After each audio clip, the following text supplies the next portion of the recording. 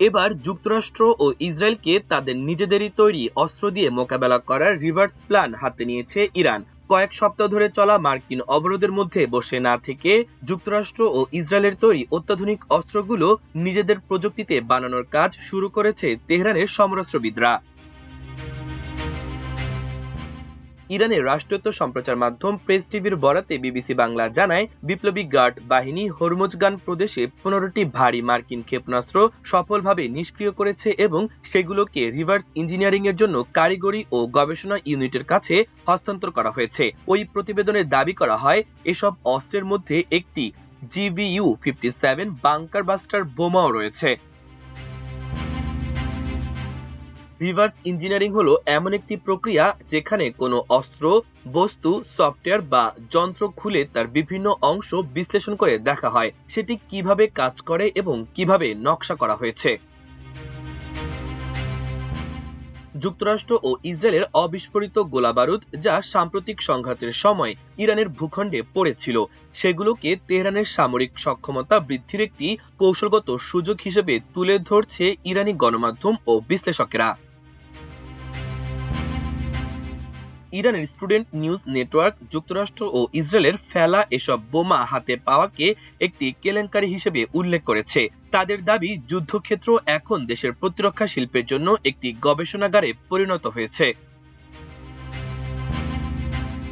Student news নেটওয়ার্কের মতে, বিশ্লেষকদের জন্য অবিস্ফোরিত গোলাবারুদ একটি গবেষণাগারে স্থানান্তর করলে ইরানের সামনে সুযোগ তৈরি হয়। শত্রুপক্ষের বিপজ্জনক প্রযুক্তি সৃজনশীলভাবে নকল করার মাধ্যমে এই পরিস্থিতিকে কৌশলগত সুযোগে রূপান্তর করার সুযোগ এটি।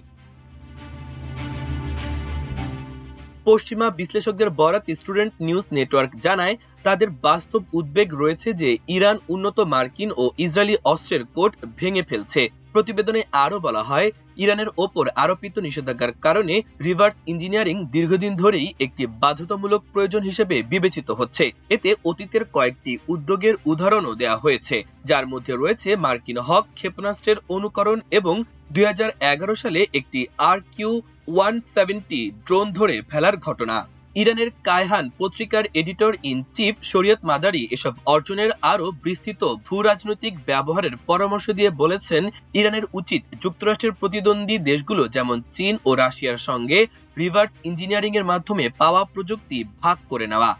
শরিয়ত মাদারি দাবি করেন, যুদ্ধের সময় টমাহক ক্ষেপণাস্ত্র, AGM-158 ক্ষেপণাস্ত্র এবং MQ-9 ড্রোন সহ উল্লেখযোগ্য সংখ্যক অস্ত্র ইরানে ব্যর্থ হয়েছে।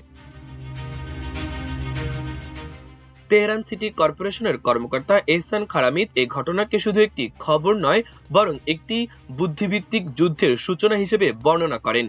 তিনি পশ্চিমা গণমাধ্যমের প্রতিবেদন উদ্ধৃত করে বলেন, উদ্ধার হওয়া সরঞ্জামগুলো মার্কিন প্রযুক্তির গোপন স্তর উন্মোচন করতে পারে। অনেক বিশ্লেষকদের মতে, ইরান এই রিভার্স ইঞ্জিনিয়ারিং এ সফল হলে বাংকার বাস্টার বোমার মতো বিধ্বংসী অস্ত্র ইরানের হাতে চলে যাবে, যেটি একমাত্র যুক্তরাষ্ট্রেরই হাতে আছে। এটাই একমাত্র অস্ত্র যা দিয়ে কোনো দুর্ভেদ্য স্থানে পৌঁছানো সম্ভব। বোমাবর্ষণগুলোর ওজন 13,000 কেজির মতো এবং এগুলো বিস্ফোরিত হওয়ার আগে 18 মিটার কংক্রিট বা 61 মিটার মাটি ভেদ করতে সক্ষম। মাল্টিমিডিয়া ডেস্ক, আমার দেশ।